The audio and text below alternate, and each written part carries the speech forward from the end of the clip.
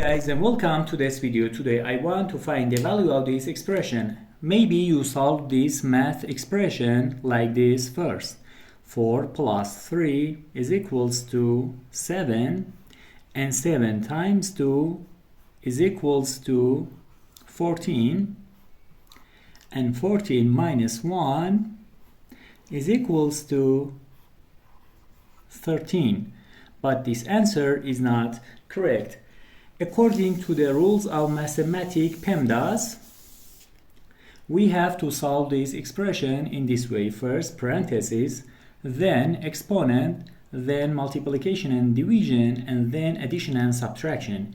We have one multiplication here, one addition here, one multiplication here, and one minus here. According to the PEMDAS, we have to solve this multiplication first, not this minus and not this subtraction and addition. So we have 3 times 2 is equals to 6. Now let's rewrite the expression. 4 plus 6 minus 1. And as we know, addition and subtraction are equally important. So we have to solve this expression from left to right. Now 4 plus 6 is equals to 10,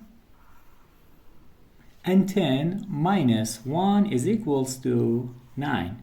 The final answer is 9. Thank you for watching.